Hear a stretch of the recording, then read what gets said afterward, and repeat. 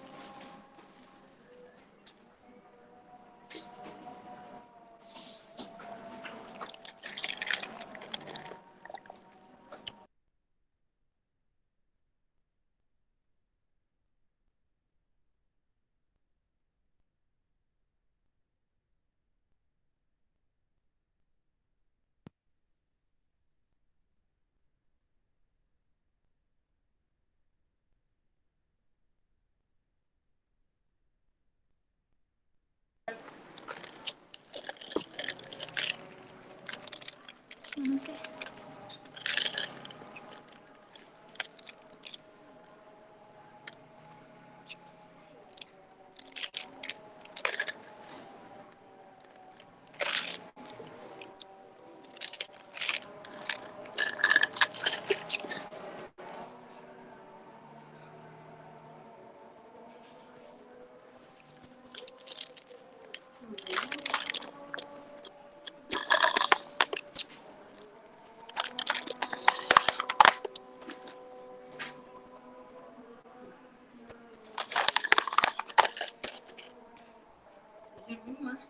Ya ini ya.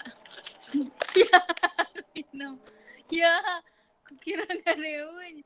Kan tadi aku bilang, ini siapa nih? Gak ada yang minum.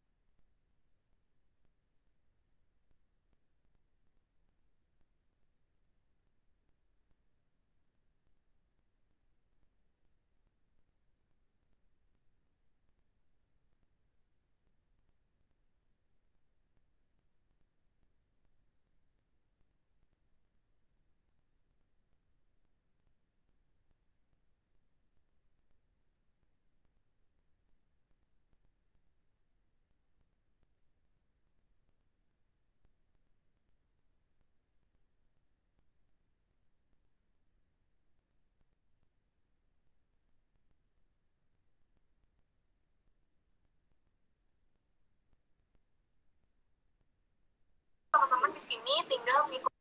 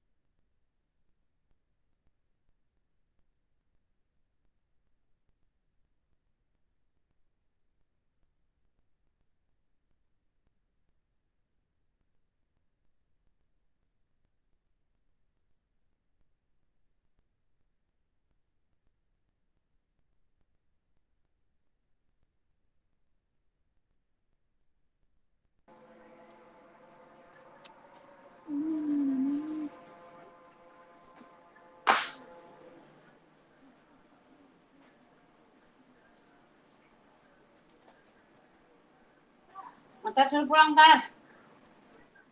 Tar. Panggil Mami, no.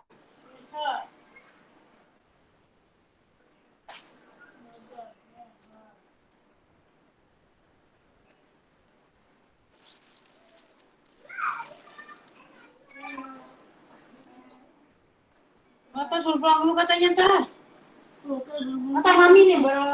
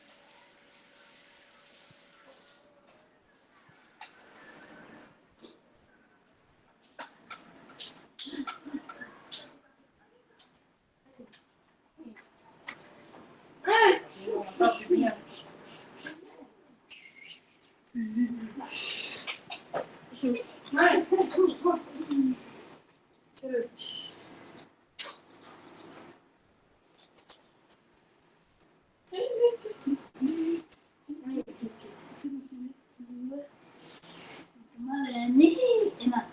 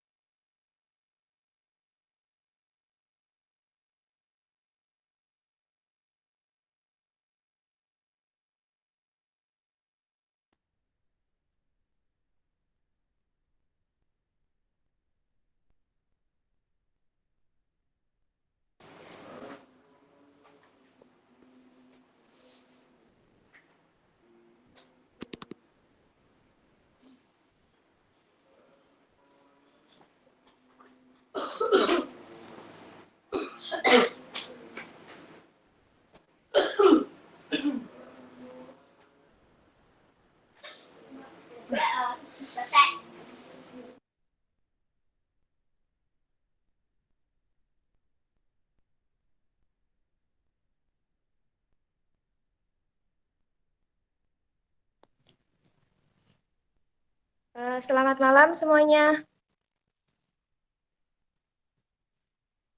Bertemu lagi di acara seminar online pada malam hari ini. Pertama-tama saya ucapkan terima kasih kepada seluruh peserta yang telah berhadir dalam acara ini. Hari ini selanjutnya saya ingin memperkenalkan diri. Saya Lisma Ramadhani, mahasiswa S1 Fakultas Universitas Islam Kalimantan Muhammad Arsyad Al-Banjari Banjarmasin.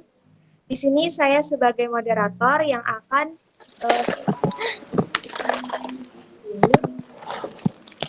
dan kita pada hari ini akan membahas mengenai Talk About Ingredient in Korea, dan materi kita akan disampaikan oleh Kavania Nopita Putri. Sebelum masuk ke materi, saya akan membacakan CV narasumber terlebih dahulu.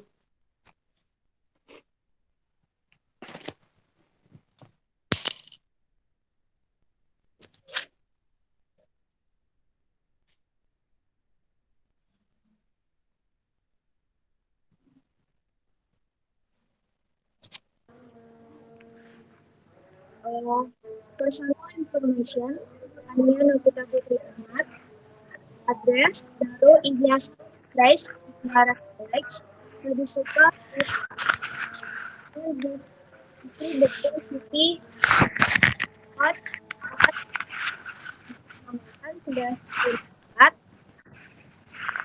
Now, Kavania Nopita, and then final grades 1,900. 20 national Indonesia.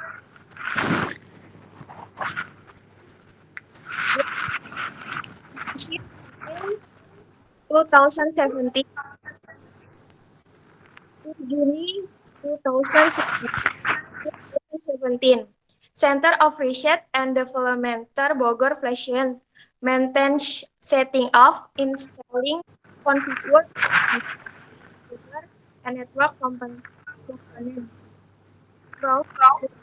Grade, troubleshoot, and sleuthing for the network system. Movie development technology and informasi.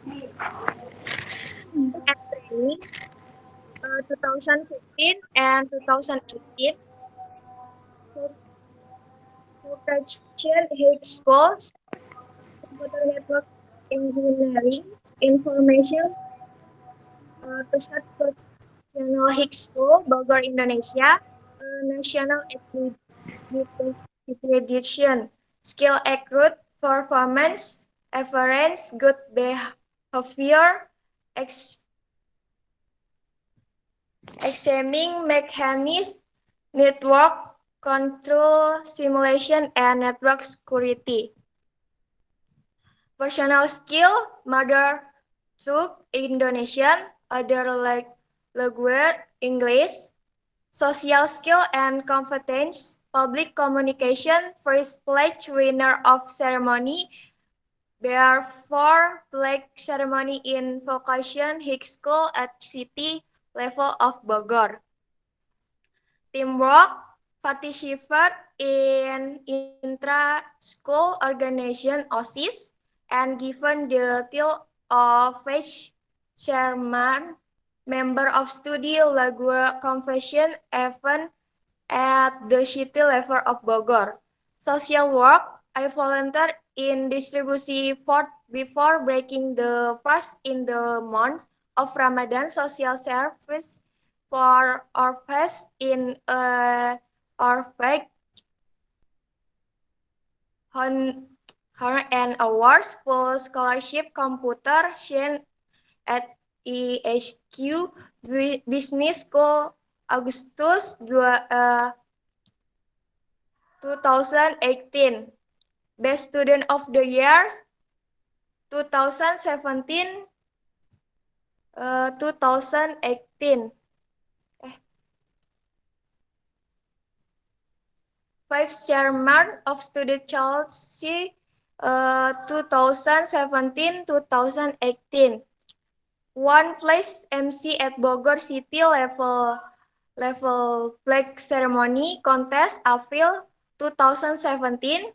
Three place Neo Archer contest at Pakuan University September 2017. One place Neo Archer and report contest and Pakuan University September 2016. 1, 2, 3 grade at the Best College Vocation High School 2015 2018. Digital competition with Mic Office, Word, Excel, PowerPoint, covered with Network, Microtik, Cisco, Paintword, covered with Design, Flash, Adobe, Blender, Edge, covered with program language, DevCP, C++, and Java. Cukup sekian pembacaan CV narasumber. Kita lanjutkan untuk acara selanjutnya, penyampaian materi oleh Kavania Novita Putri. Waktu dan tempat kami persilahkan.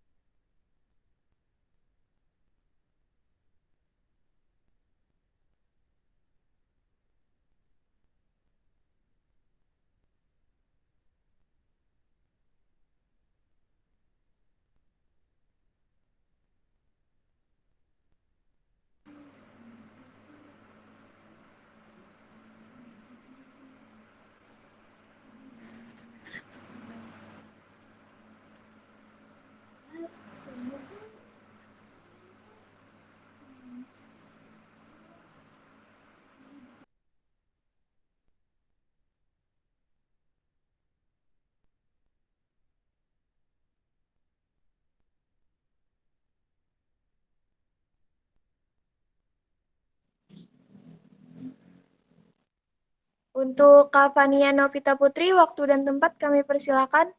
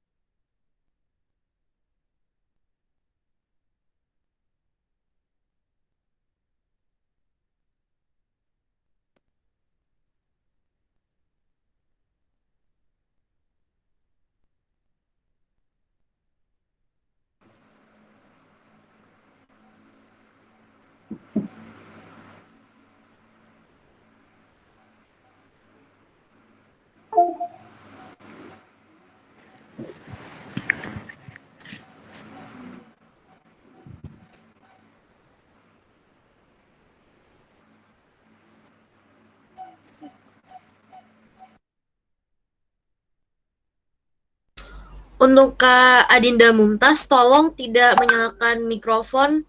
Terima kasih.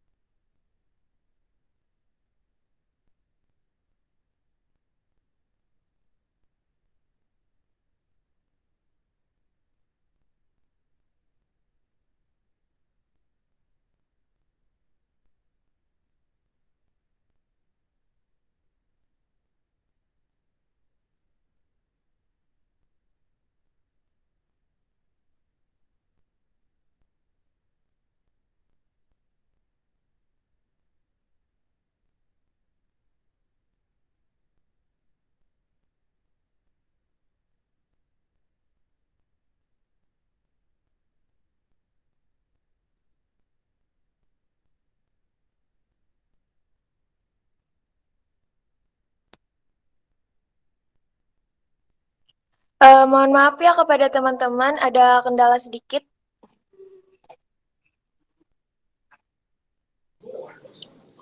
Kalau suara aku udah kedengeran belum? Udah ada, Kak. Oh, udah. Oke.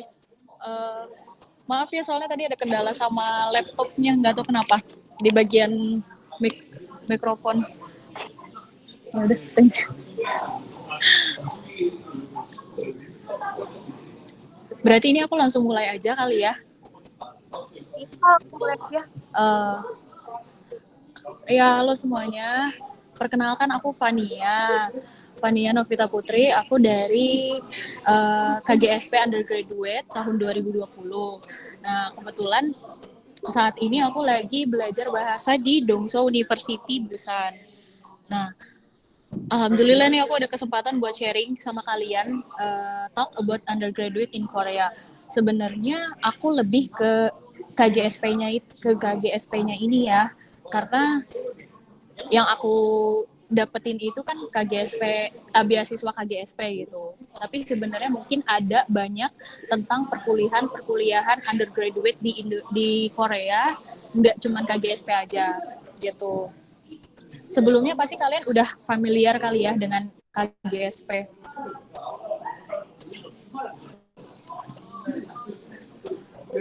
Halo? Aduh, sorry. Suara aku masih tetap kedengeran kan? Masih Kak, masih. Oke. Jadi banyak kan ya yang familiar tentang KJSP gitu kan, atau sekarang berubah namanya jadi GKS gitu. Cuman lebih dipersingkat aja sih gitu. Jadi KGSP itu apa sih? KGSP itu kayak beasiswa yang diberikan oleh pemerintah Korea untuk Indonesia buat pemuda-pemudanya atau yang udah lulus dari high school melanjutkan kuliah ke Korea gitu. Jadi ini semacam kerjasama dari antar dua negara gitu kan, masalah pendidikan. Apalagi sekarang Korea udah banyak banget kan kerjasama sama Indonesia dalam bidang apapun gitu. Nah, KGSP ini memang paling banyak dicari nih, apalagi beasiswa kan. Semua orang pasti pengen banget kuliah keluar tanpa mengeluarkan biaya yang sangat besar gitu. Nah, KGSP ini emang benar-benar menurut aku beasiswa yang paling worth it banget. Karena banyak juga di sini beasiswa dari universitas, tapi mereka tuh mengeluarkan uang yang besar juga gitu. Nggak kayak KGSP. Kalau KGSP kan semuanya kayak full tuition, pokoknya semuanya di-provide kayak gitu. Nah, selanjutnya aku mau, mungkin slide-nya langsung digeser aja. Nah, kayak gini. Aku cuma mau jelasin secara poinnya aja gitu. Pertama itu track pendaftaran. Track pendaftaran itu ada dua, ada embassy track dan univ track gitu. Nah, apa sih jalur ini tuh apa gitu? Nah, ini tuh jalur yang bisa kita laluin untuk daftar. Karena banyak sebagian orang yang memang kebingungan gitu. Embassy track itu kayak gimana, univ track itu kayak gimana, kelebihannya kayak gimana, rules-nya kayak gimana, kayak gitu. Nah, aku bahas satu-satu nih dari embassy track dulu. Kalau embassy track itu kita daftar melalui kedutaan besar Republik Korea yang ada di Jakarta.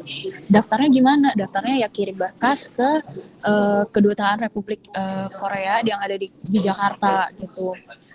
Kelebihannya apa sih kalau misalnya kita ambil embassy track? Kelebihannya semua major yang available untuk undergraduate itu bisa di-apply. Kamu mau jurusan international studies atau jurusan apapun itu kamu bisa apply gitu, asalkan kampus yang tertera di Quitline itu ada gitu, dia terdaftar sebagai kampus yang memang bisa dituju untuk kita pendaftar ini gitu.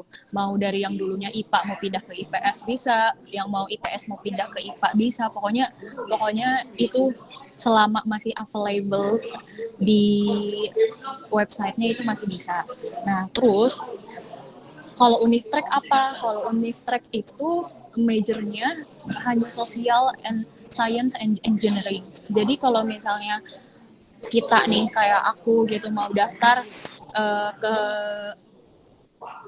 ke misalnya yang sosial kayak gitu, nah itu nggak bisa karena memang mereka menyediakan jurusan yang khusus natural science dan engineering. Jadi segala sesuatunya tentang IPA, tentang teknologi dan lain-lain gitu.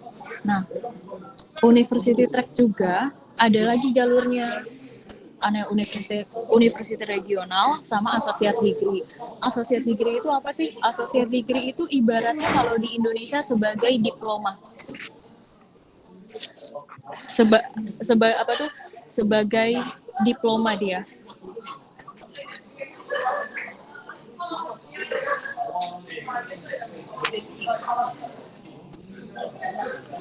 Nah, associate degree itu sebagai diploma. Jadi dia tuh D3 dan D2 dan D3 gitu. Dan masa studinya setiap major itu berbeda-beda. Oh ya, untuk associate degree itu jurusannya apa aja sih yang available gitu, yang tersedia. Nah, kalau untuk associate degree itu tergantung universitas yang menyediakan. Jadi nanti di Guide itu tertera dengan major apa aja yang tersedia, kampus apa aja yang tersedia. Memang sih kalau untuk associate degree itu univnya hanya sedikit. Biasanya dia ada 5 univ atau 6 univ yang tersedia gitu. Ini aku jelasinnya kecepatan nggak? Karena menurut aku banyak banget sih yang pasti udah tahu banget tentang KGSP, walaupun memang mereka sebelumnya cari tahu sendiri gitu. Jadi aku langsung ke poin-poinnya aja gitu, karena aku takutnya nanti ngulur-ngulur waktu karena tadi kita udah telat juga kan gitu. Nah, langsung setelah embassy dan Unitrack. Kalau misalnya ada pertanyaan kayak kita, aku harus daftar lewat jalur apa nih jadinya gitu. Kalau embassy kayak gini, kalau Unitrack kayak gini gitu. Sebenarnya itu kembali lagi ke diri kita masing-masing gitu ya kan, karena banyak banget juga pertanyaan yang masuk DM atau kayak gimana gitu. Aku bingung mau ambil jurusan apa, universitas apa, dan jalur apa gitu. Jadi pertama itu menurut aku kalian itu harus cari tahu dulu nih kedua jalur itu, embassy, Unitrack. Dan ingat, Unitrack pun ada 2 lagi, Unitrack regional dan associate degree gitu. Jadi ibaratnya kalau KGSP itu ada 3 lah, ada 3 bagian, ada 3 part, embassy, associate, sama Unitrack yang biasa kayak gitu. Untuk itu aku saranin kalian bisa pilih dengan sesuai univ dan jurusannya. Kayak aku tuh di Korea mau ambil jurusan apa sih sebenarnya gitu. Yang paling bagus dari Korea tuh apa? Apalagi Korea terkenal dengan teknologinya kan. Jadi ya kalau misalnya suka dengan teknologi, aku saranin kamu ambil teknologi di sini. Tapi nggak menutup kemungkinan kamu tuh nggak bisa ngambil sosial juga di sini gitu. Oh ya, untuk PowerPoint-nya kita langsung ganti aja ke yang selanjutnya, rules pendaftaran.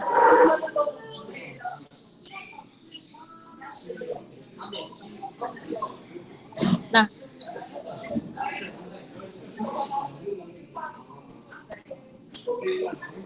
oh ini belum diganti ya, yang rules pendaftaran. Ini nih sama rules pendaftaran. Ketika kita udah nentuin nih kita mau rule.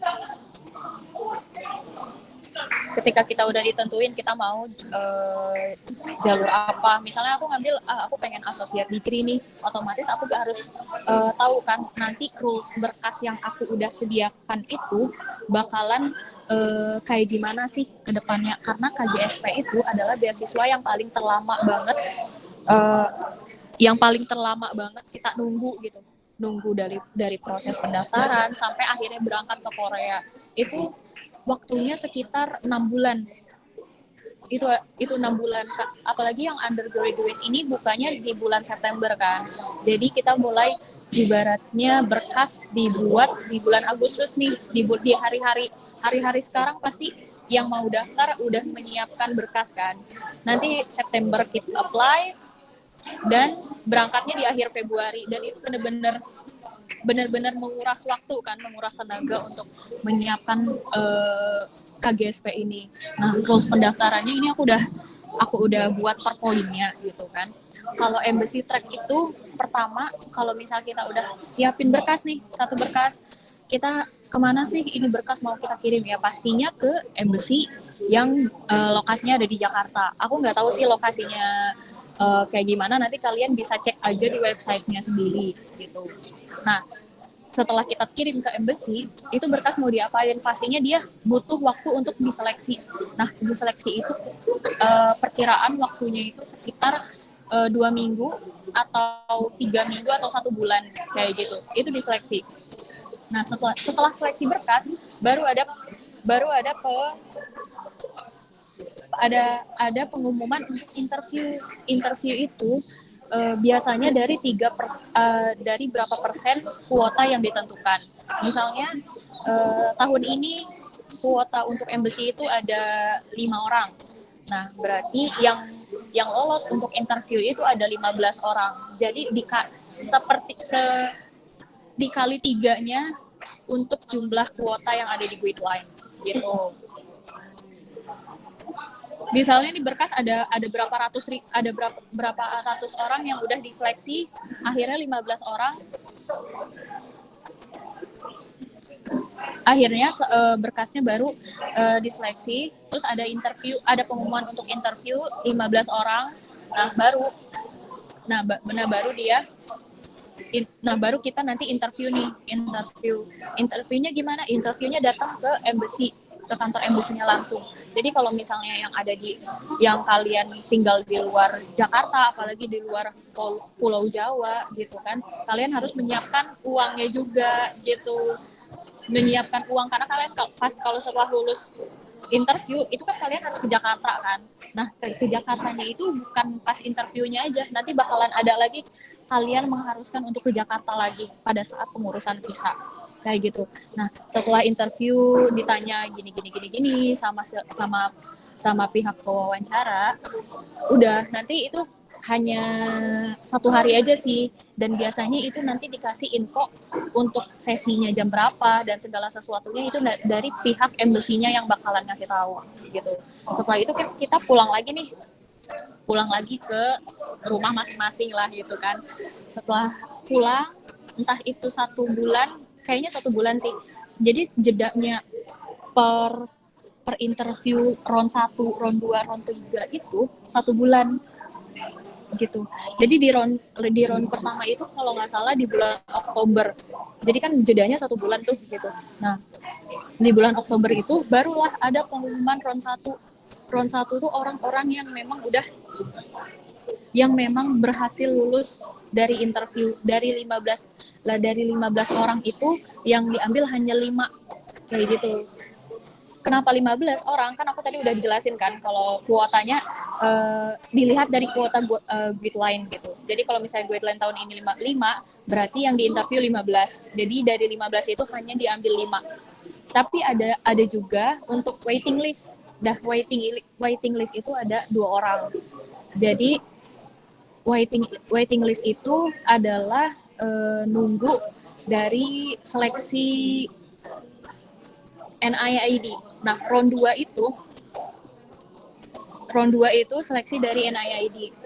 Nah, NIID itu seleksinya kayak gimana sih? Jadi, NIID itu menyeleksi sesuai dengan berkas yang kita apply gitu. Karena NIID nggak tahu kan kalau misalnya pada saat wawancara kita kayak gimana, ya kan? Jadi otomatis NIID itu hanya berpatokan dengan berkas kamu gitu. Dan setelah dari NIID udah seleksi lagi nih, ini kandidat 5 orang pertama dengan 2 waiting list. Kalau dengan kandidat 5 pertama itu udah memang terbaik, tidak ada yang mengundurkan diri, ya pasti otomatis yang kandidat 5 pertama itu bakalan lolos ke tahap selanjutnya. Dan waiting list itu pasti bakalan gugur di round kedua gitu.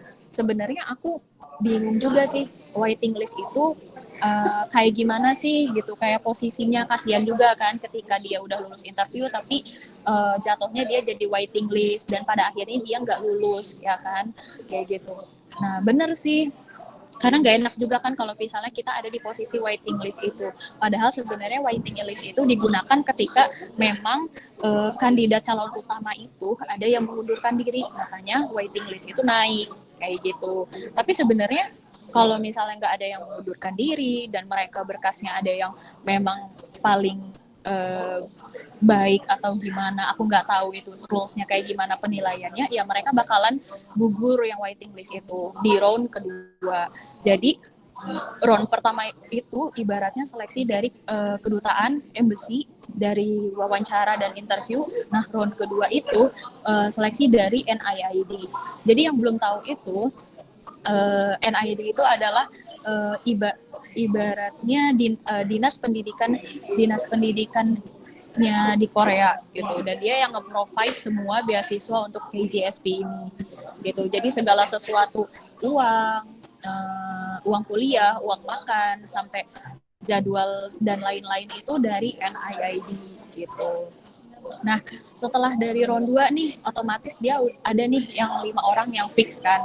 5 orang yang fix keterima lewat jalur embassy gitu. Nah, berkasnya kemana lagi sih gitu. Nah, berkasnya itu tuh bakal di pihak NIID bakalan kasih ke setiap univ yang memang kita yang memang kita apply gitu.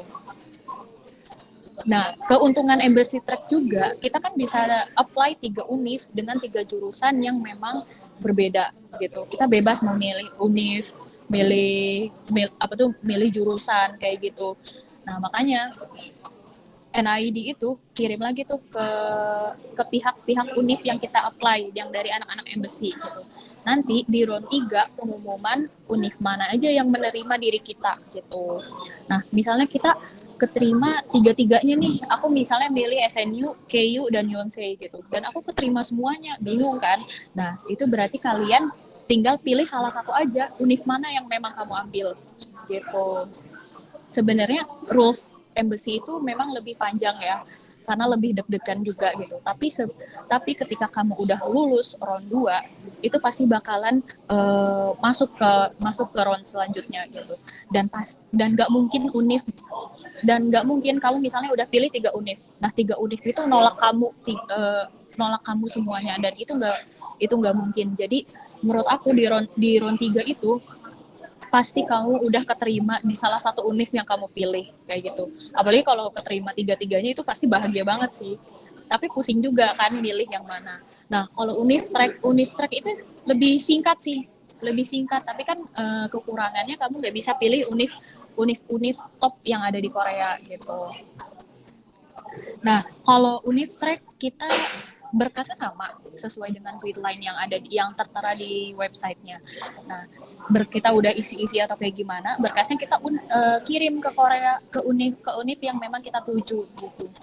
Nah, sebelumnya aku saranin nih kalau misalnya kalian mau lewat univ track, kamu bisa hubungin atau kontak dulu pihak univnya, admission univnya gitu. Kalau misalnya kamu tuh mau ngirim gitu, karena takut ada hal yang memang nggak diinginkan gitu, kali aja berkasnya nggak nyampe atau kayak gimana gitu, atau alamatnya ada yang salah, atau alamat ada yang belum diupdate di website kayak gitu. Jadi saran aku, ketika kamu ngirim berkas ke univ yang kamu tuju, kamu kontak dulu admissionnya, tanya baik-baik secara detail hal apa yang mau kamu tanyain gitu. Nah, untuk univ track setelah kita ngirim berkas, pasti nanti ada notifikasi untuk wawancara nih. Nah, wawancaranya itu aku biasanya kalau untuk univ track itu melalui Skype atau via telepon gitu. Tapi untuk associate degree ada contohnya kampus aku sendiri, dia melakukan interview langsung. Jadi pihak kampusnya datang ke Indonesia untuk interview langsung gitu. Jadi itu gimana kebijakan univnya, dia mau interviewnya di mana, tempatnya kayak gimana gitu, via apa dan lain-lain gitu.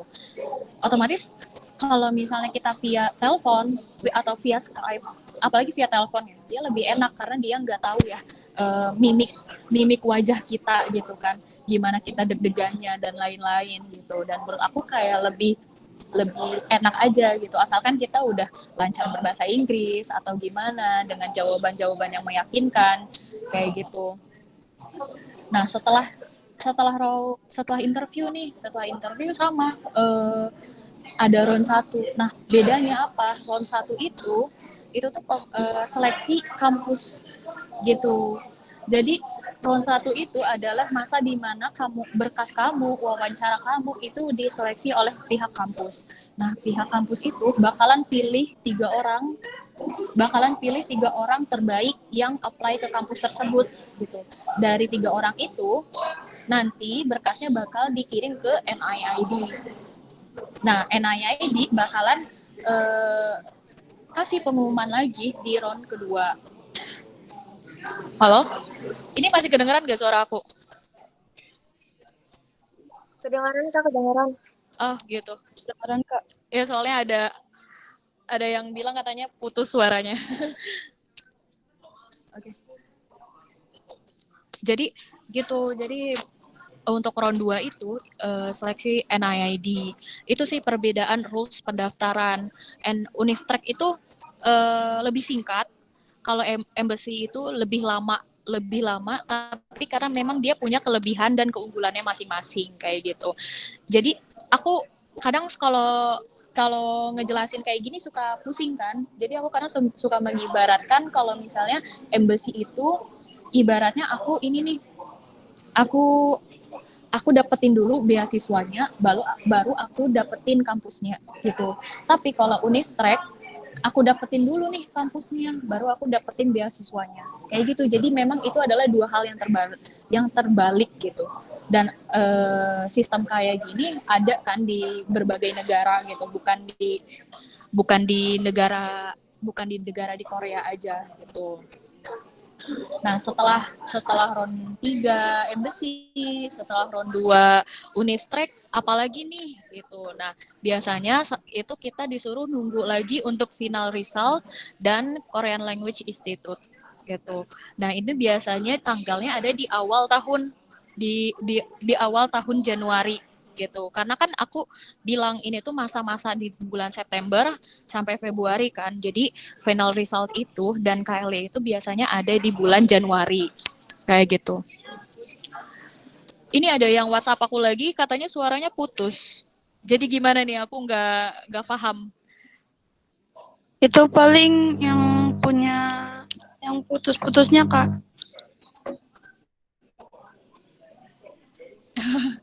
Ya jadi aku lanjut aja ya. Iya Kak, lanjut aja. Iya gitu. Jadi final result dan KLI sebutnya KLI sih karena ada beberapa yang belum tahu KLI itu apa. Jadi aku udah terterakan di PowerPoint. Nah, itu di awal Januari. Sekitar tanggal 11-an atau aku lupa gitu ya. Sekitar tanggal 11-an. Jadi kita di situ udah tertera nih KLI mana yang bakalan kita untuk belajar 1 tahun bahasa Korea gitu. Dan itu benar-benar pure kita nggak bisa milih. Jadi NIID yang pilihkan untuk kita sendiri gitu. Nah, setelah dari KLI kita udah tahu nih di mana, nanti pihak NIID bakalan kasih undangan resmi kalau misalnya kita udah keterima beasiswa KGSP ini gitu melalui email. Jadi kita biasanya tunggu pokoknya hari-hari itu pasti dikejar dengan rasa nunggu kayak gitu. Setelah itu baru deh kita dikasih kontak untuk menghubungi pihak KLI. Nah, setelah itu jadi kita kontaknya sama pihak KLI aja tentang masalah tiket pesawat, untuk urus visa dan lain-lain, itu kita kontaknya dengan pihak KLI gitu. baru deh nanti di akhir Februari kita berangkat ke Korea gitu. Lanjut selanjutnya aja. Nah, ini untuk berkas gitu. Untuk berkas. Nah, untuk berkas sebenarnya ini aku memang dari guideline sendiri ya. Ini aku lampirin kayak form 1, form 2, personal statement, study plan, dan bagaimana ini aku jelasin satu-satu nih ya. Untuk form 1 itu kan application form. Jadi berisi dengan biodata diri kamu dari mulai sekolah kamu, nama, pokoknya identitas, segala sesuatu sampai hubungan keluarga dan lain-lain kayak gitu. Itu ada di form 1. Pokoknya itu segala sesuatu informasi yang mengenai diri kamu gitu. Nah, yang kedua itu ada form 2 dari NIID. Itu tuh form persetujuan. Kayak kamu tinggal checklist aja berkas yang memang kamu ada, yang kamu bakalan apply gitu. Jadi menurut aku itu gampang banget. Itu nanti kamu tinggal checklist aja, ikutin rule dengan berkas yang kamu available gitu, apa yang kamu nanti lampirkan gitu. Dan personal statement dan study plan. Ini aku rasa banyak banget yang nanya, dan karena masih banyak kebingungan tentang personal statement dan study plan gitu. Gini, memang sih ini adalah dua hal yang memang penentu besar sih menurut aku gitu. Ketika personal statement kamu baik gitu, baik itu bukan berarti benar ya. Baik itu bukan berarti benar. Personal statement dan study plan itu harus benar-benar kamu bikin secara secara jelas, jangan bertele-tele, dan berkualitas gitu apa yang kamu maksud gitu. Tapi enaknya itu di guideline itu mereka tuh udah ngasih step per stepnya gitu. Kayak di personal statement dia udah ngasih stepnya tentang kayak gini. Nah, di study plan juga sama. Dan kayak gini. Jujur aku bikin study plan dan personal statement ini aku hanya mengikuti poin yang memang mereka sediakan gitu. Mungkin bedanya ada tambahan sedikit atau ada hal yang nggak aku bawa atau kayak gimana gitu. Dan personal statement dan study plan ini nggak ada yang namanya benar atau salah, karena aku juga kebingungan gitu ketika ada yang tanya, Kak, study plan gimana sih, ini aku masih bingung untuk memulainya, kata-katanya kayak gini. Nah, aku pun sama ada di posisi kamu ketika aku mau daftar ini gitu. Cuman yang aku lakuin pada saat itu, ini jadi referensi kalian aja ya. Yang aku lakuin saat itu, aku memang banyak banget baca personal statement dan study plan yang ada di Google. Sampai berhari-hari, sampai aku muak banget itu baca personal statement, study plan yang memang bahasa Inggris kan yang di Google gitu kan. Sampai aku muak gitu. Aku teliti gitu loh. Aku cari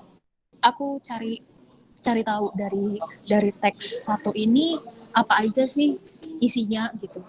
Dia dari paragraf pertama, paragraf kedua, paragraf ketiga gitu.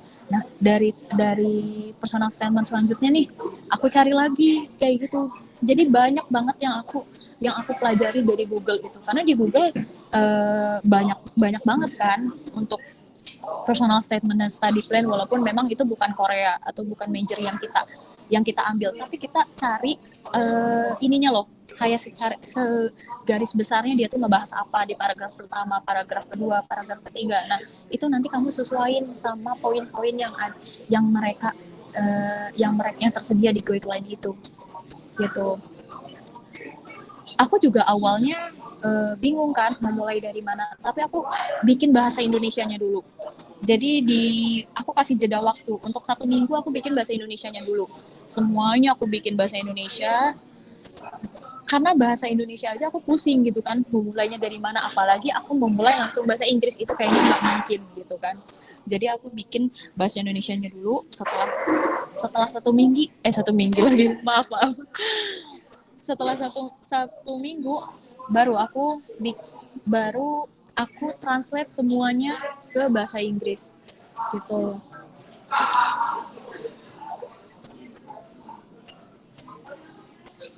Nah, setelah dari 1 minggu itu aku translate ke bahasa Inggris. Nah, bahasa Inggrisnya kan masih berantakan banget kan. Walaupun ketika kita pakai bantuan Google Translate atau kayak gimana, itu kan masih berantakan banget. Nah, itu pasti harus dikoreksi lagi gitu. Itu pasti harus dikoreksi lagi benar-benar kata-katanya, karena yang dari bahasa Indonesia ke bahasa Inggris itu akhirnya malah berbeda maksud ketika apa yang kita maksud dengan bahasa Indonesia itu kadang suka berbeda gitu. Nah, itu makanya harus direvisi lagi gitu. Jadi secara garis besar untuk personal statement dan study plan itu aku nggak bisa ngasih materi yang memang benar-benar itu benar atau enggak, karena yang namanya esai itu tuh nggak ada yang benar, karena aku esai dengan temanku dengan yang lain-lain itu kan esainya berbeda, dan kita semuanya sama-sama ada di sini, misalnya yang lolos yang di angkatan aku gitu. Jadi nggak ada yang benar, nggak ada yang salah gitu. Jadi aku serahin yang namanya personal statement dan study plan itu sesuai dengan kreativitas diri kita sendiri, maunya kayak gimana, secara besarnya mau kayak gimana itu kembali ke diri kita sendiri gitu. Jadi banyak baca referensi dari Google deh. Google itu sangat membantu banget gitu, membantu banget. Cuman saran aku kalau misalnya buat bikin esai, jangan bikin esai yang berpatokan diri sendiri yang mengakibatkan hasil dari esai itu tuh kita terlihat sombong. Itu jangan kayak gitu deh. Terus jangan juga yang berfokus kepada satu bagian. Ketika kamu fokus dengan oh ya aku kan pernah misalnya nih, misal aku pernah lomba juara ini nih. Ya udah kamu dengan lomba itu aja. Itu jangan terlalu fokus sama satu bagian itu. Jadi kamu kayak secara general semuanya tuh berbobot kayak gitu. Maksud dari itunya tuh ada nilainya, ada value-nya gitu. Dan jangan juga terlalu detail, karena esai yang terlalu panjang, yang terlalu bertele-tele itu bakalan bikin si pembaca itu bosan, nggak ada ketertarikan sama sekali kayak gitu. Itu sih saran aku yang memang jangan kamu lakuin ketika kamu mau buat esai. Nah, apa dong saran buat kita bisa bikinnya gitu? Pertama, cari banyak-banyak referensi. Yang kedua itu kamu pokoknya cek yang kamu ketika udah bikin, kamu cek tuh sampai benar-benar menurut kamu ini udah yang terbaik, ini udah menggambarkan diri kamu, apalagi personal statement ya. Ini udah mau kamu, ini udah mau tujuan kamu sampai bosen. Itu kamu cek-cek lagi gitu.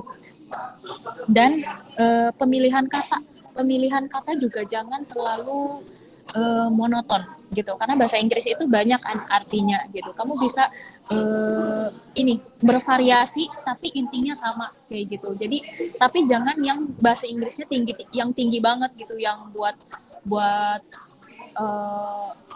apa gitu, buat tesis segala sesuatu kayak gitu, itu jangan yang tinggi banget gitu, karena untuk S1 itu masih ini banget, masih terlihat rendah banget bahasa Inggrisnya, tapi mudah dimengerti gitu.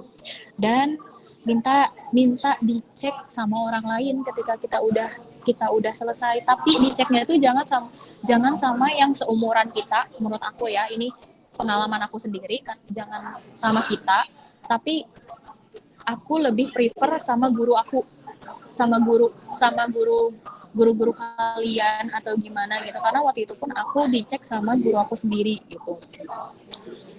Karena yang namanya guru, dia bisa menilai kan gimana perkembangan kita di sekolah, dan penyusunan bahasanya segala sesuatu gitu. Entah itu guru bahasa Inggris, itu pasti lebih bagus banget kalau misalnya direvisi sama guru bahasa Inggris kalian gitu, atau bahasa Indonesia kayak, atau bahasa apa gitu yang tentang penyusunan katanya bener ke atau kayak gini, terus enak gak dibacanya gitu. Jadi kalian bisa ini sama guru-guru kalian di SMA gitu, guru terdekat deh kayak gitu. Nah, selanjutnya dua surat rekomendasi ini, pertama satu aku saranin dari kepala sekolah, yang kedua itu dari guru gitu. Ada yang nanya juga kalau misalnya buat bos di kantor kerja aku gimana kak, bisa nggak atau enggak gini gini gini.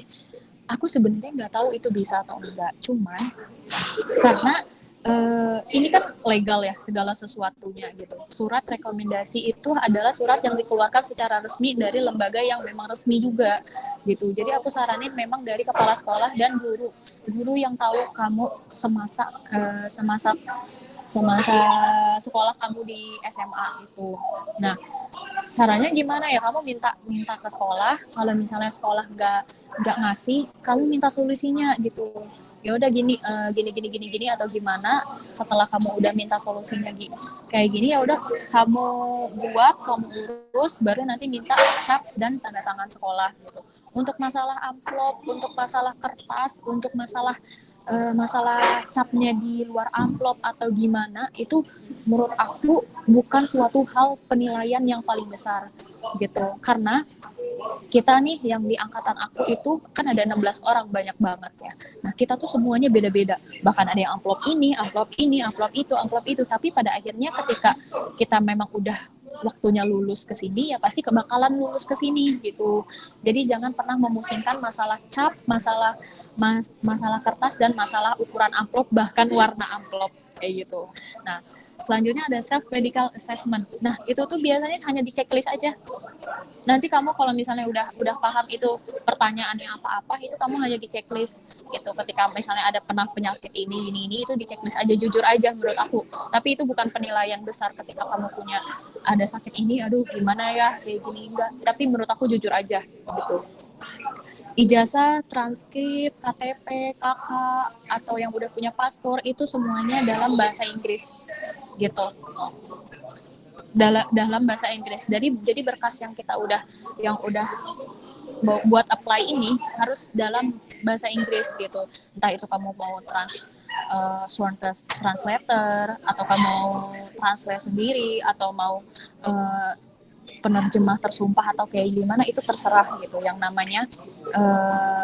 namanya translate itu terserah, karena kamu yang penting dalam berbahasa Inggris gitu. Nah, untuk segala sesuatu berkasnya baru disahkan oleh notaris gitu. Karena semenjak tahun 2020 ada kewajiban untuk dinotaris gitu. Jadi setiap tahun itu beda-beda ya. Ketika aku yakin pasti di sini juga ada yang pernah tanya ke angkatan 2019, 2018 atau 2017 gitu.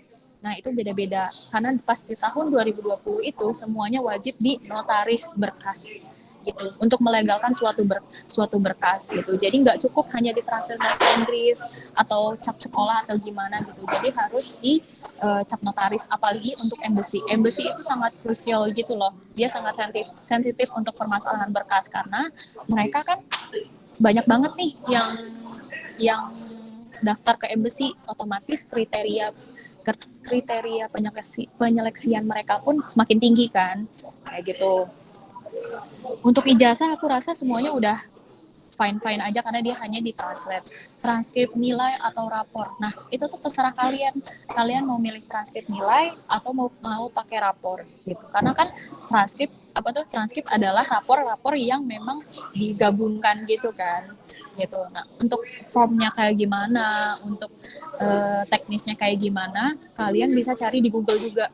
Itu pokoknya transkrip tuh ada contohnya kayak gimana, transkrip kayak gimana, rapor juga ada kayak gimana. Untuk penilaiannya juga itu udah kayak gimana, misalnya kayak 0 sampai 4 atau 0 sampai 100, itu semuanya ada di Guideline. Itu udah ada formnya. Nanti segala sesuatu yang memang rapotnya sama gitu. Kayak aku pakai 0 sampai 100 gitu. Otomatis aku nggak usah nge-convert atau kayak gimana-gimana, karena 0 sampai 100 itu udah boleh daftar. Jadi kita boleh pakai skala 0 sampai 100 kayak gitu. KK, KTP itu kalian hanya di translate aja gitu. Paspor, bagi yang udah punya paspor, aku rasa kalian cuman bisa dilampirin, di scan kayak gitu aja, baru dilampirin atau di fotokopi warna atau gimana, itu silahkan gitu. Nah, untuk awards, untuk awards itu kan opsional, apalagi sertifikat bahasa itu opsional juga. Jadi kalau misalnya ada kalian lampirin, tapi kalau misalnya nggak ada itu nggak apa-apa, nggak usah dilampirin karena kan opsional. Mereka itu posisinya hanya sebagai nilai tambah buat berkas kita gitu. Ditranslate atau enggak juga Kak, mau ditranslate silakan, mau enggak juga nggak apa-apa gitu.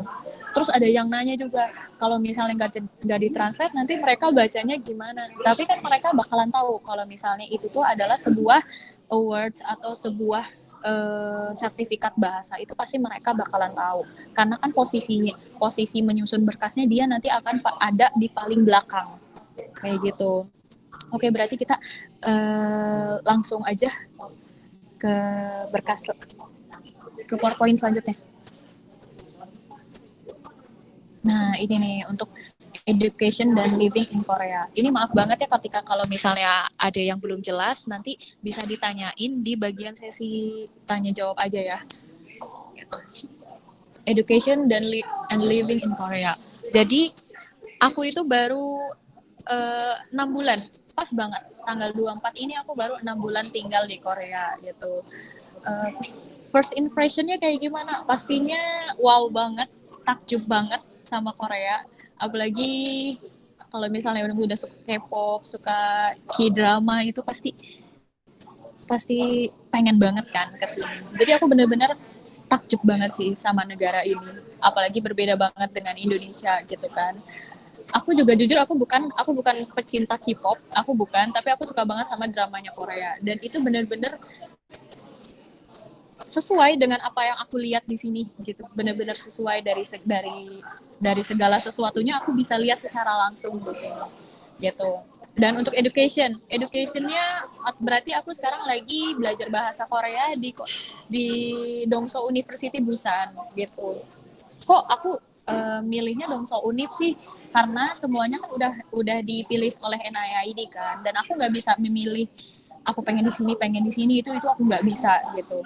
Tapi sistemnya ada lagi, sistemnya ketika aku apply univ yang ada di bagian atas, kalau kamu lihat di peta gitu kan, Korea itu kan ada bagian atas dan bagian bawah gitu. Karena aku apply-nya di Inha Technical College itu di Incheon, otomatis aku dapat KLI-nya itu di bagian bawah, itu di bagian bawah. Jadi dan bagian bawah itu adalah Busan gitu. Dan ketika kamu daftarnya univnya di Busan, pasti kamu bakalan dapat KLI-nya itu di bagian atas gitu.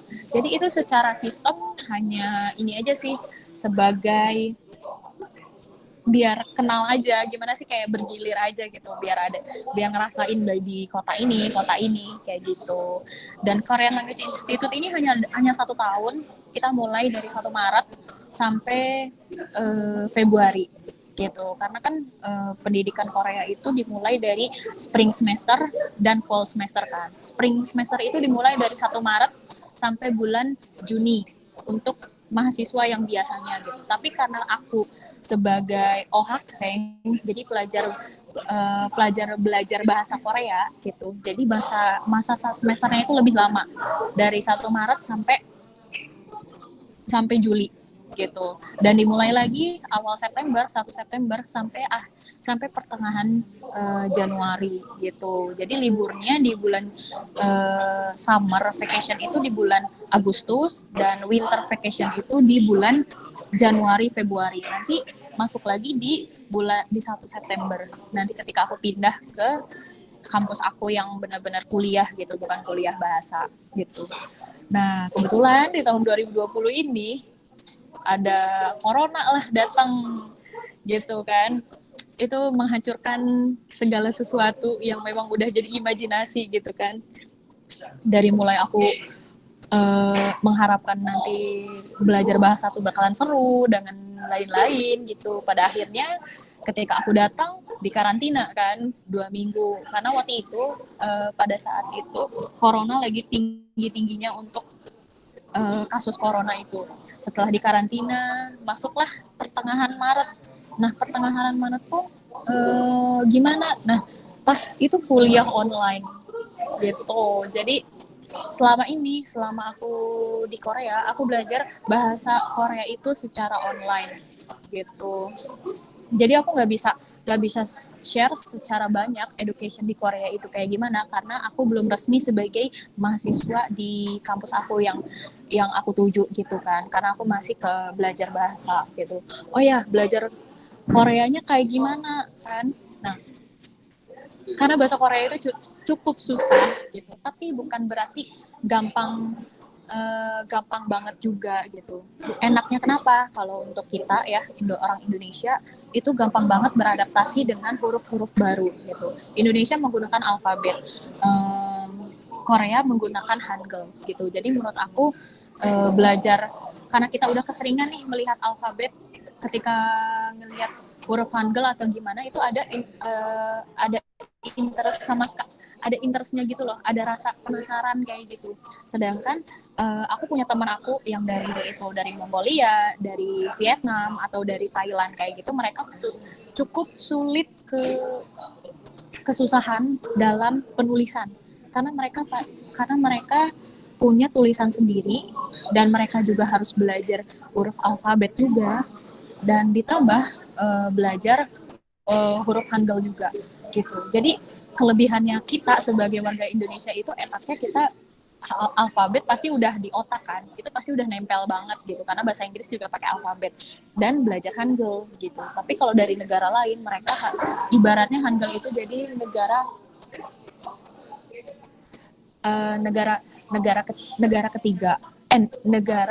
huruf ketiga yang mereka pelajari gitu.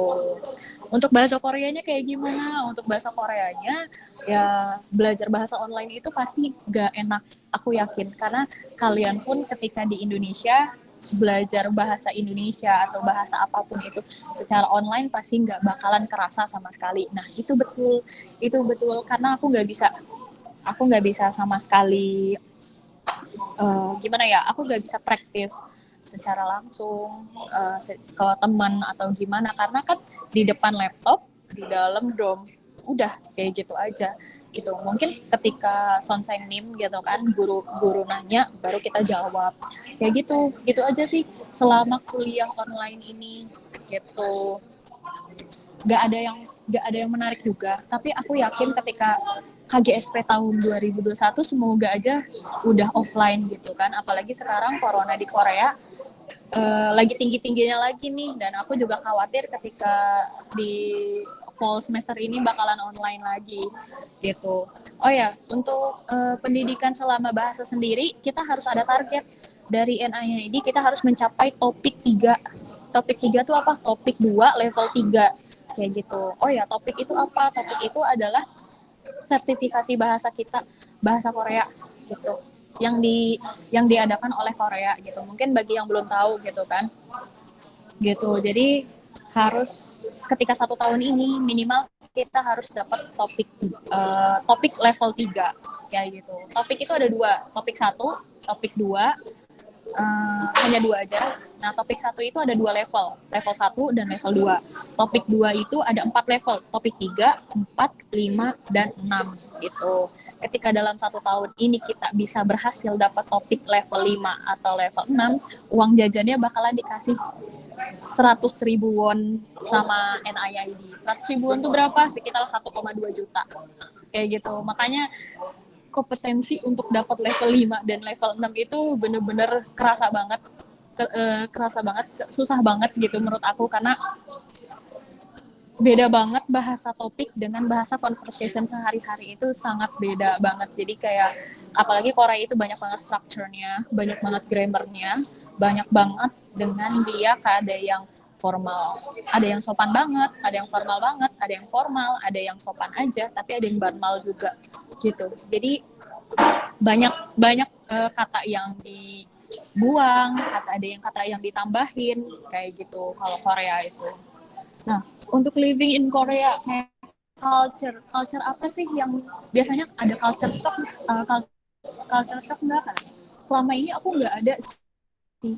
Mungkin culture ya, aku nggak tahu itu culture atau bukan gitu kan, karena selama pas datang ke sini kita belum ada kegiatan kebudayaan yang memang bikin aku tahu gitu budaya apa aja gitu, karena semuanya gara-gara corona gitu, karena aku yakin pasti di Indonesia pun sama kayak kesulitan gara-gara corona ini. Nah ini di Korea pun sama gitu, semuanya gara-gara corona itu, jadi nggak berjalan sesuai dengan planning yang udah disediakan gitu. Culture, bukan culture kayaknya ya, lebih ke aku nggak tahu itu namanya apa. Pertama itu dengan suhu. Nah, apalagi Indonesia kan cuma 2 musim, Korea ada 4 musim. Datang ke sini tuh udah akhir winter. Tapi menurut aku akhir winter dengan 0 sampai 11 derajat itu bener-bener dingin banget. Itu dingin sampai tidur pun pakai kaos kaki berlapis-lapis atau kayak gimana, karena mungkin baru pertama kali kan ya. Itu nggak terbiasa. Yang kedua, setiap musim otomatis kita harus menyiapkan baju sesuai musimnya. Itu bajunya. Ketika winter ya otomatis winter. Mau ke spring, enaknya tuh baju-baju yang casual aja, yang kayak di Indonesia seperti biasa yang disediakan kayak gitu. Mau summer, nah sulitnya itu sebagai aku pakai kerudung gitu ya. Kalau mau summer itu sulit banget untuk mencari baju pada saat summer kayak gitu. Pada saat fall dan winter otomatis baju kita harus udah mulai yang tebel-tebel gitu, apalagi winter kan. Winter itu harus pakai padding, jaket tebal itu gitu. Dan jam sholat, karena aku sebagai muslim juga kan, itu jam sholat itu setiap musim berbeda-beda. Apalagi summer kemarin, sebenarnya sekarang juga masih di akhir summer sih ini. Nah, summer kemarin itu maghribnya pukul 8 dan subuhnya pukul 3.20 kayak gitu. Jadi memang itu lama banget menurut aku. Karena matahari terbenamnya aja pukul 8 gitu. Karena nggak biasa kan. Di Indonesia kita jam 6 pasti udah gelap. Ini jam 8 masih terang benderang kayak gitu. Itu sih. Dan apa lagi ya? Mungkin kayak kalau untuk muslim, apalagi untuk kita yang pakai kerudung, itu pasti banyak sih. Banyak kayak seperti sholatnya kayak gimana, kayak gitu, puasa Idul Fitri kayak gimana, dan lain-lain kayak gitu kan. Nanti aku bakalan jelasin sebagai di As Foreigner ini. Nah, untuk kos sendiri pasti kalian udah tahu kalau untuk ke GSP itu tahun ini ada 900.000 won. Itu cukup nggak sih kak? Bla bla bla bla bla. Itu cukup banget. Itu cukup banget karena NIAID itu udah membiayai kita sesuai dengan biaya hidup di Korea itu bagaimana gitu, sekalipun itu di Seoul atau di ibu kota kayak gitu. Nah, itu termasuk asrama nggak sih kak? Dan kayak gitu. Nggak. Jadi uang 900.000 itu pure kita dikasih. Nah, setelah itu baru kita bisa bayar asrama atau kayak gimana. Kayak gitu. Jadi uang bayar asrama itu berdasarkan uang yang kita dapat 900.000 itu. Tapi itu cukup kok menurut aku. Karena nggak mungkin kan mereka kasih uang tapi kitanya sengsara di sini nggak punya uang kayak gitu. Itu cukup banget. Nah, untuk biaya makan, untuk biaya kebutuhan dan lain-lain itu pasti udah diatur juga gitu. Kalau untuk kos, biaya makan di sini mahal nggak sih sebenarnya? Kalau untuk uang yang kita dalam bentuk won ya, kita berpikirnya dalam bentuk won, itu nggak murah sih. Ada makanan yang memang murah tapi porsinya kecil atau kayak gimana. Ada makanan yang memang mahal tapi dia porsinya besar atau kayak gimana. Untuk makanan sih itu relatif gitu. Relatif menurut aku. Dan untuk baju-baju, skincare apalagi ya, itu skincare itu harus kita pintar-pintar banget sih manage uang gitu. Apalagi Korea skincare-nya wah banyak banget. Nanti kalau kalian pasti bakalan tergiur dengan skincare di sini gitu. Dengan makanan-makanan di sini sih so far menurut aku enak, cocok menurut aku kayaknya untuk lidah-lidah orang Indonesia gitu kan. Apalagi kan banyak banget sekarang makanan-makanan Korea yang udah di Indonesia, jadi kayak udah familiar aja gitu. Tapi bedanya kelamaan bosen karena basicnya makanan Korea itu merah dan komposisinya pasti dari bawang putih, cabai merah bubuk atau daun bawang atau daun bombay kayak gitu. Jadi menurut aku itu lama-kelamaan ketika kamu makan sesuatu yang komposisinya itu terus, cuman beda tekstur, bentuk atau gimana, pasti bakalan bosen itu. Gitu. Untuk kos sendiri kayak gitu. Jadi memang harus perlu belajar manage uang gitu. Karena di sini bukan banyak banget sih, terkadang banyak hal-hal yang memang terduga. Apalagi kan di sini merantau sendiri kayak gitu kan. Dan as foreigner sebagai orang asing, Korea itu termasuk menurut aku pribadi ini banget, strict banget dalam orang asing, apalagi Ajuma dan Ajushi gitu. Untuk Ajuma dan Ajushi gitu, karena mungkin mereka kurangnya pendidikan, kurangnya pengetahuan kayak gitu. Apalagi as foreigner sebagai aku muslim dan pakai kerudung seperti yang kalian lihat sendiri, ini aku lagi ada di luar, lagi ada di tempat makan dan ini semuanya orang Korea semua gitu. Tapi aku sering banget ketika melihat ada lirikan mata yang dari atas sampai bawah, karena itu adalah hal yang benar-benar aneh buat mereka ketika dia melihat orang yang berpenampilan seperti ini kayak gitu. Apalagi dengan adanya corona ini, mereka semakin takut gitu. Mereka semakin takut karena takutnya penyebar virus corona itu dari orang-orang dari orang luar Korea gitu. Karena banyak banget kejadian-kejadian yang seperti itu di sini gitu. Pernah ada beberapa masa ketika aku ada di Korea juga, mereka ngeliatinnya benar-benar tatapan yang nggak enak gitu, tapi ada beberapa juga yang enak gitu.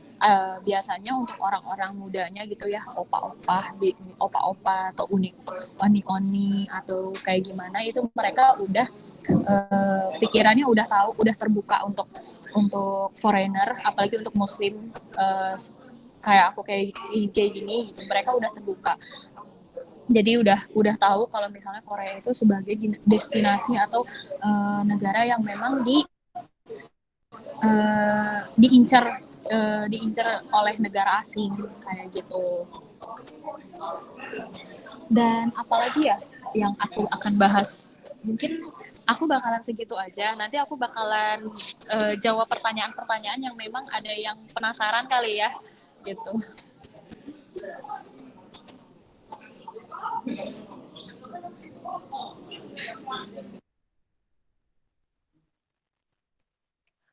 Sebelumnya, terima kasih untuk Kak Fania Nopita Putri. Selanjutnya kita masuk ke sesi tanya-jawab. Bagi teman-teman yang mau bertanya, bisa langsung tulis di kolom chat. Ini ada pertanyaan, Kak. Apa yang membuat Kakak ingin melanjutkan studi di Korea, Kak? Apa perbedaan Korea dengan negara lain? Oke. Oh ya, jadi sebenarnya aku itu lulusan tahun 2018.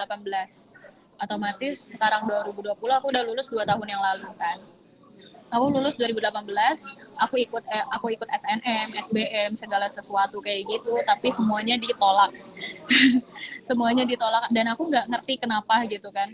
Karena aku nggak ada sama sekali pikiran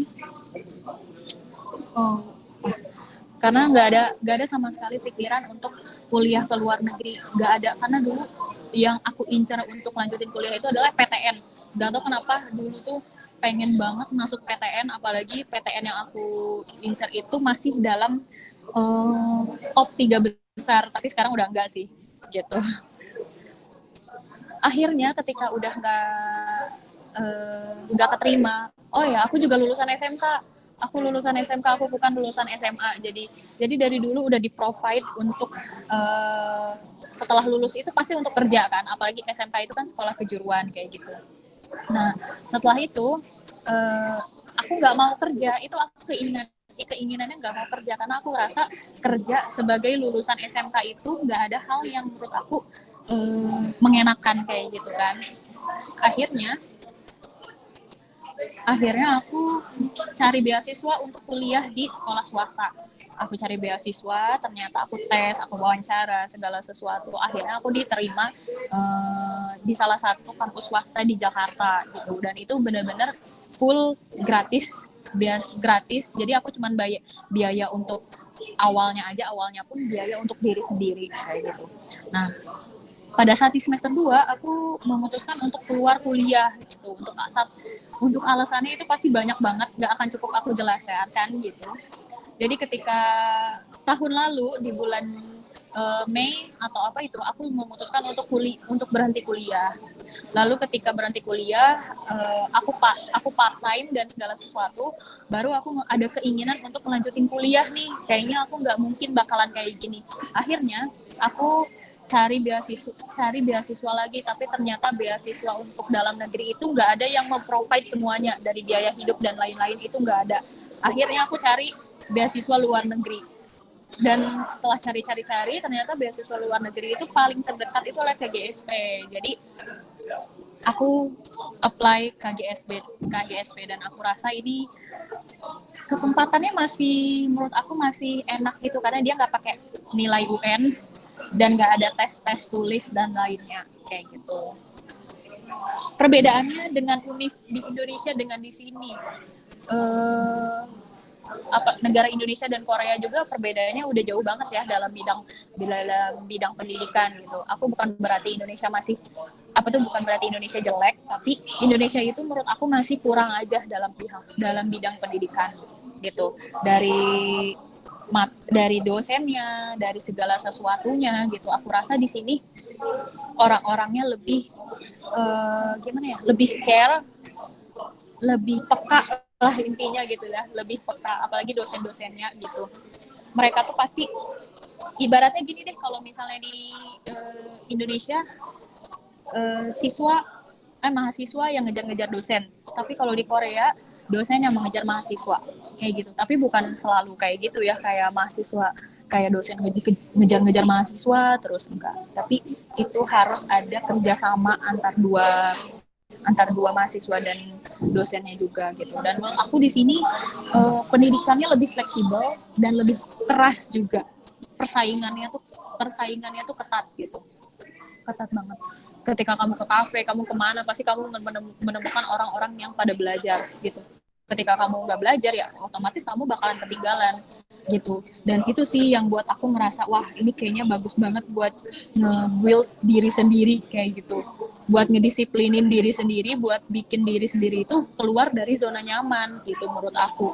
Karena walaupun kayak kata orang belajar bahasa Korea 1 tahun itu adalah masa-masa yang santai gitu kan, tapi menurut aku enggak, karena tetap aja harus ada tanggung jawab diri sendiri gitu buat lulus topik 3 lah, 5 atau 6 kayak gitu sih. Ini ada pertanyaan selanjutnya. Apakah untuk melanjutkan studi di Korea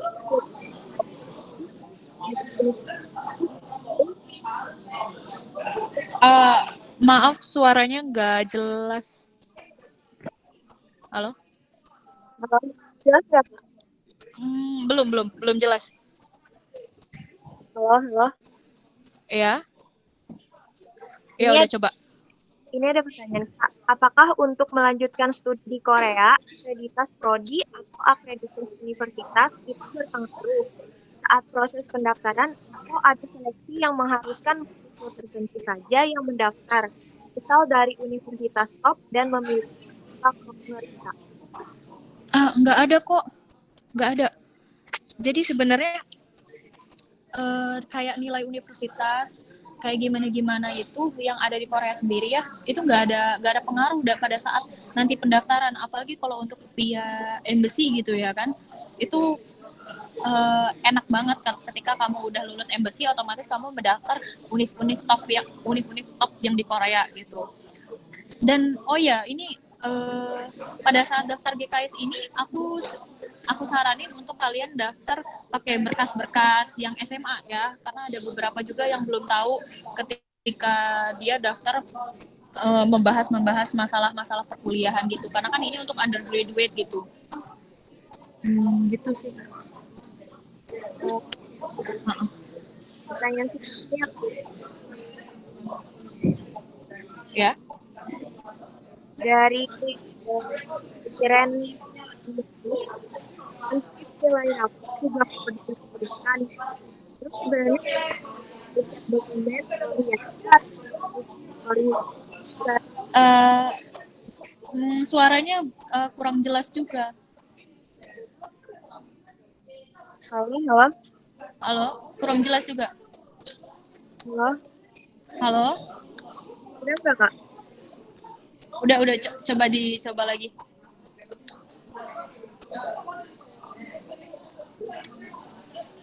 Ini ada pertanyaan dari Iradia. Ini terakhir aku juga menuliskan lalu Kurang kurang jelas juga. Aduh.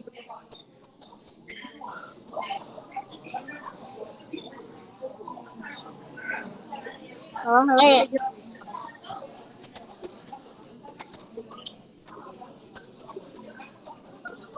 Halo. eh minjem HP. Bentar ya Kak, ini aku bakalan close di sini. Nanti aku bakalan pindah ke HP satu lagi. Iya, Kak. Google Meet juga.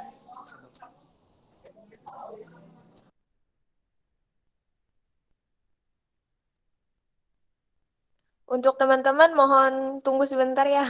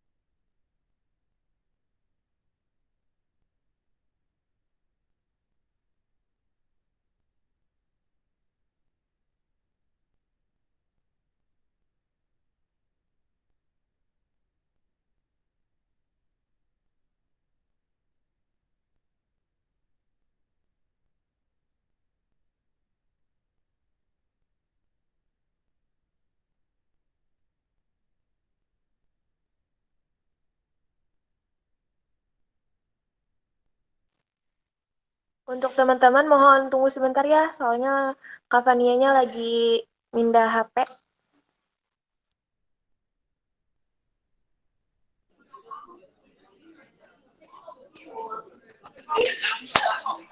Ah, hai. Udah kedengeran suara aku belum? Udah Kak, udah. Oke, oke. Bisa diulangin lagi pertanyaannya, mohon maaf ya. Suara aku kedengaran nggak Kak? Kedengeran. Pertanyaan Kak, Hmm, dari Iren Andriani, transkrip saya juga mau dinotariskan Kak. Lalu ori aja atau cuma 3 set kopi ke Dubes Kak. Soalnya di web Dubes Indo beda sama yang Aduh, suaranya juga putus-putus. Tapi tadi aku udah masuk ke pertanyaan pertama, kalau untuk transkrip nilai dinotaris atau enggak. Nah, itu dinotaris. Dinotaris semuanya berkas yang ditranslate itu dinotaris. Dan aku tadi dengar yang masalah satu original dengan 3 kopi, ya kan? Sebenarnya ada beda pandangan gitu kan dari embassy sama NIID gitu. Ada bilang embassy satu original aja gitu. Tapi ada juga yang NIID mintanya satu original dan 3 kopi gitu. Itu maksudnya gimana sih? Nah, maksudnya itu satu original itu untuk NIID. Kalau misalnya kita ini secara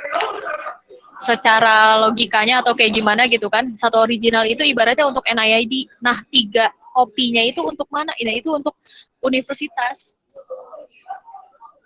Nah, itu untuk universitas yang memang kamu tuju gitu.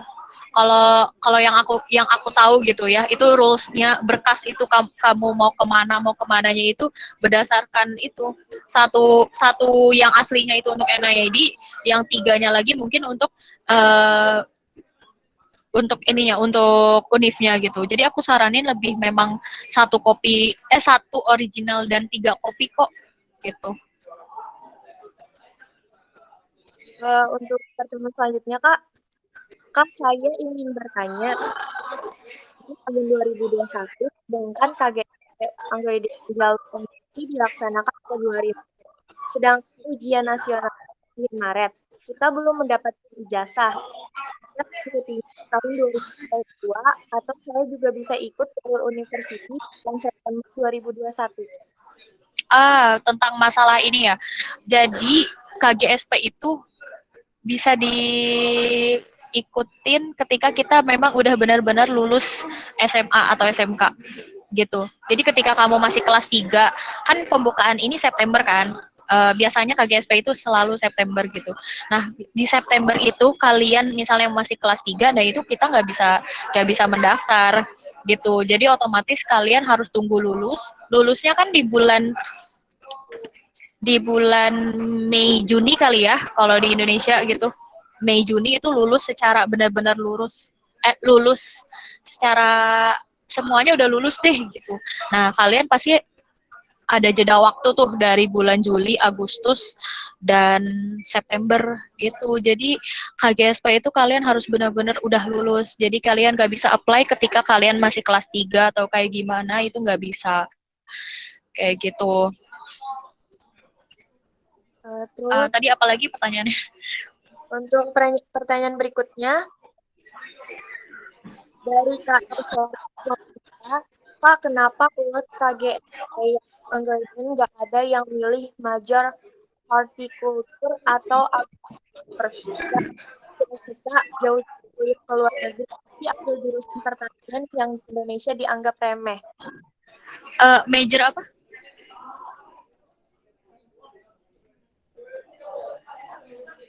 Halo, Halo, ya.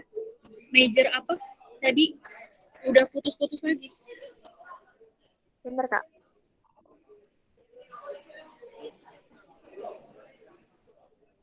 Award KGSP yang Anggredian ada yang milih major hortikultur atau agrikultur. Aduh, eh, bisa diketikkan aja gak? Ini bener-bener nggak jelas suaranya.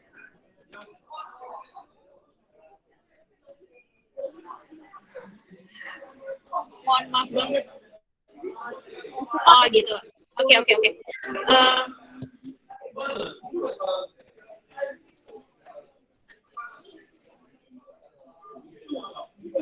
oh enggak kok, enggak. Tapi kamu lihat lagi ya untuk major itu tersedia atau enggak di bagian embassy track atau univ track gitu. Sebenarnya bukan bukan ini sih, mungkin bukannya nggak ada yang memilih, tapi memang pas kebagiannya anak-anaknya nggak mau milih major itu aja gitu sih menurut aku. Tapi aku ada kenalan teman aku sendiri S2 dan S3-nya itu di sini sebagai jurusan algikultur pertanian gitu.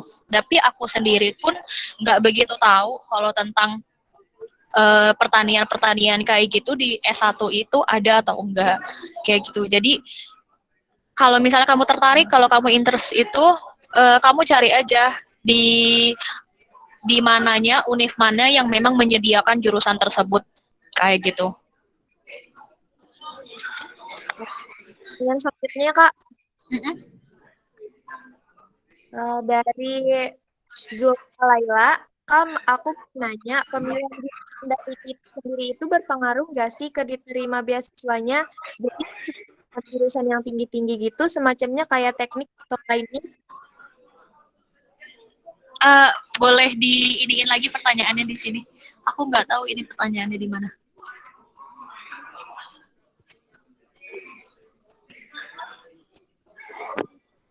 Gitu. Ya, udah dikirim. Oke.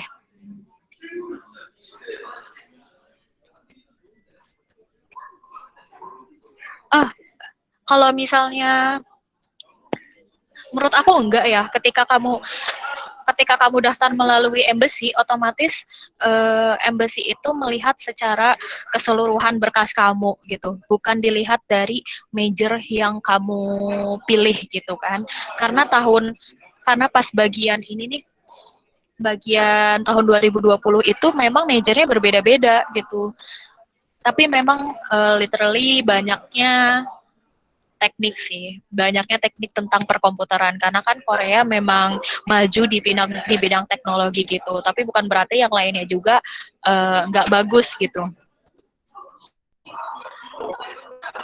Menurut aku kalau misalnya kalian kalau mau daftar aja, menurut aku daftar aja sih gitu. Udah itu, mungkin ada yang selanjutnya. Pertanyaan selanjutnya kedengaran nggak Kak? Coba dulu aja. Dari Renita Yulinar, beasiswa Korea hanya buat lulusan SMA atau SMK ya Kak? Kalau yang udah sempat kuliah di Indo, bisa ikut beasiswa Korea lagi nggak Kak? Kenapa? Terus beasiswa yang disediakan Korea ada yang menjurus ke jurusan kesehatan? Terima kasih. Emang KGSP undergraduate itu dikhususkan untuk anak-anak high school gitu, SMA, SMK atau man juga gitu, itu bisa kok gitu. Cuman banyaknya kan anak SMA gitu, dan anak SMK itu jarang-jarang karena anak SMK pasti orangnya udah berpikir untuk kerja atau gimana, tapi aku nggak tahu kan, itu nggak semua orang berpikir seperti itu gitu. Tapi alhamdulillahnya itu di angkatan aku itu banyak juga yang dari SMK, tapi rata-rata kita dari univ track. Kenapa? Karena kan SMK yang kita ambil itu rata-rata dari bidang komputer gitu. Jadi ngambil lagi univ track yang sesuai dengan major kita yang sebelumnya. Kayak gitu. Kayak aku dulunya aku SMK jurusan teknik komputer jaringan. Lalu aku juga udah kuliah nih di Indonesia. Aku udah kuliah karena pada saat aku berangkat ke GSP itu aku harusnya udah semester 5. Sekarang itu harusnya aku semester 5 di Indonesia gitu kan. Tapi waktu saat kuliah itu aku ngambil computer science, terus sekarang aku ngambil mekatronik. Yang menurut aku dari 3 kejurusan itu semuanya itu bermula dari komputer semuanya gitu, tentang perkomputeran kayak gitu. Terus kalau misalnya udah kuliah di Indonesia masih bisa daftar nggak? Bisa kok, bisa. Ini contohnya aku, tapi mau nggak mau ketika aku udah dapet ini, ya mau harus direlain kuliah yang di Indonesianya kayak gitu. Terus tapi ada notnya juga nih, ada notnya juga ketika aku daftar KGSP ini aku nggak membawa diri kalau aku itu udah kuliah gitu. Jadi aku benar-benar pure waktu itu pada saat wawancara dan segala sesuatunya aku lulusan SMK. Jadi belum pernah kuliah kayak gitu. Sebenarnya kalau misalnya kalian mau bahas tentang pernah kuliah di Indonesia pada saat nanti wawancara atau di study plan atau personal statement sih oke-oke aja. Itu gimana kalian ada reason yang kuatnya atau kayak gimananya itu gimana kalian. Cuman karena aku rasa aku nggak punya reason yang kuat, otomatis aku nggak menyatakan kalau aku pernah kuliah gitu.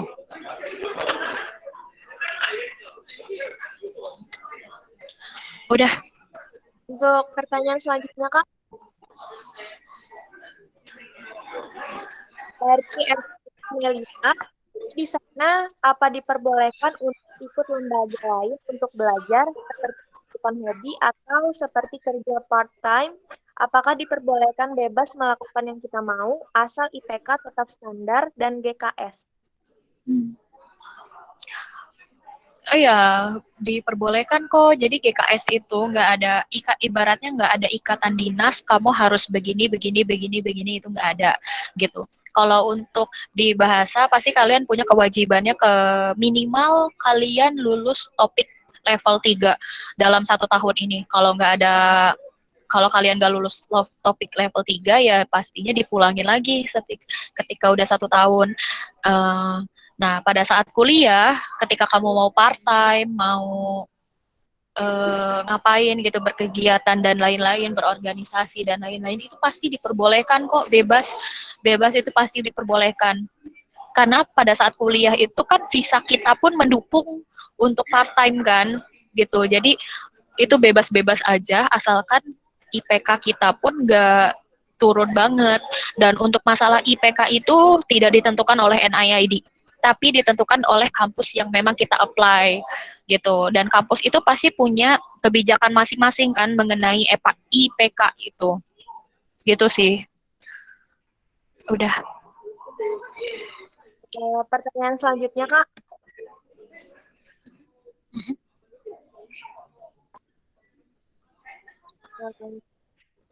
Untuk melanjutkan studi di Korea, apa kita harus memiliki sertifikat bahasa Korea, ataukah kita mendaftar beasiswa itu bisa menggunakan TOEFL IELTS atau TOEFL, Kak? Di sini deh, aku nggak jelas suaranya.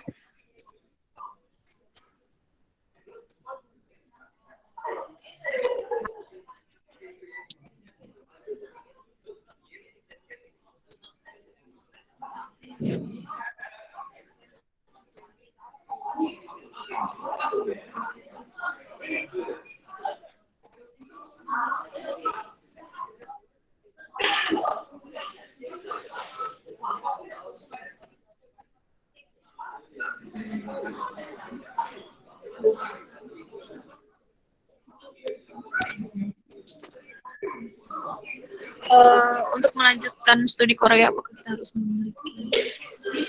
Enggak kok, kan aku tadi udah jelasin kalau misalnya segala sesuatu sertifikat itu opsional kayak gitu. Bahkan jenis IELTS atau TOEFL atau TOEIC kayak gitu pun opsional jatuhnya gitu. Aku sendiri aku nggak melampirkan sertifikasi bahasa apapun, mau itu TOEIC, TOEFL atau IELTS itu aku nggak melampirkan gitu. Jadi aku memang melampirkan awards, organisasi, volunteer, bahkan kompetensi yang dari SMK sekolah aku sendiri kayak gitu. Ada lagi? Ada Kak. Eh,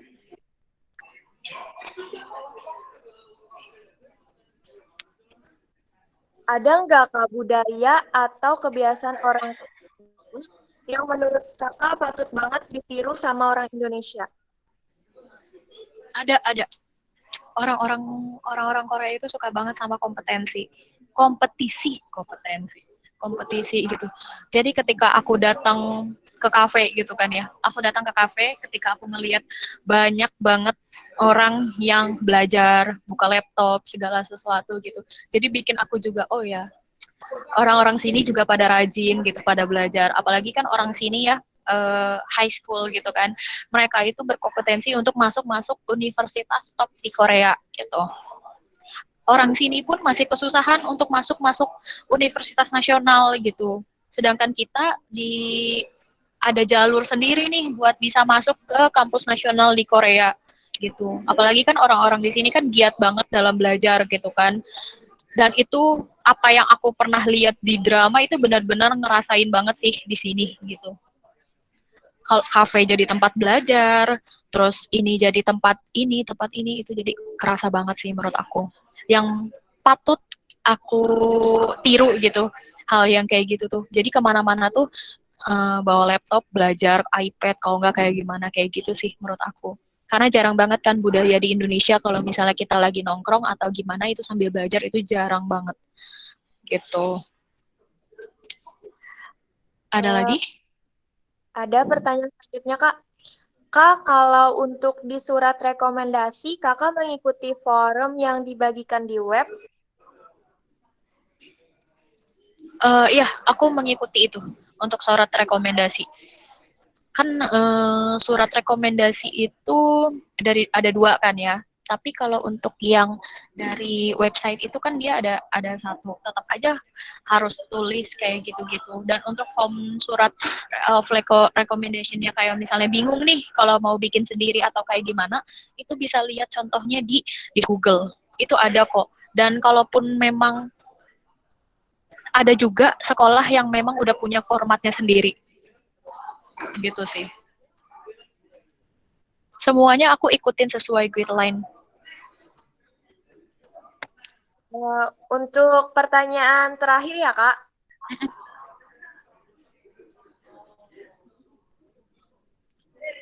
dari Ilham, Kak saat Kakak minta legalisir ke Kemenkumham dan Kemenlu, itu Kakak datang menemui siapa atau langsung ke reception dan begitu juga minta legalisir ke Embasi Korea dan biaya per dokumen dan setiap kementerian dan embasi? Perlu digarisbawahi bahwa KGSP itu tidak memerlukan cap legalisir dari Kemenhumkam atau Kemenlu. Itu tidak ada. Jadi memang udah translate dalam bahasa Inggris dan notaris aja gitu. Itu aja sih. Terima kasih banyak kepada Kak Fania yang telah memberikan informasi dan penjelasannya. Baik, kita sudah sampai di penghujung acara.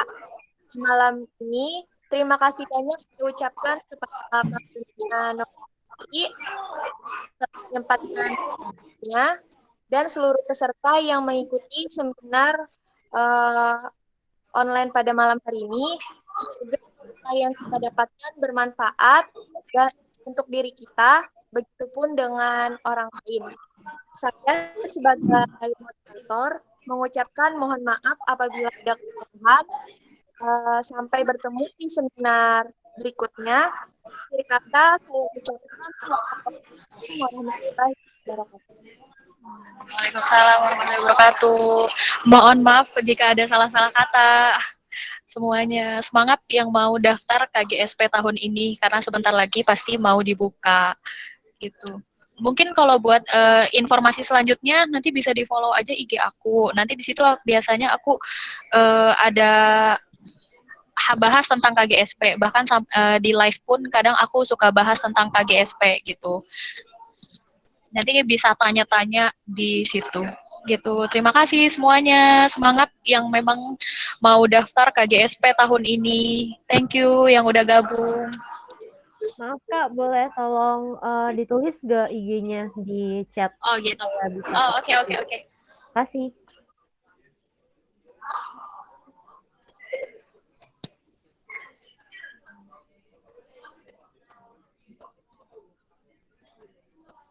Bentar.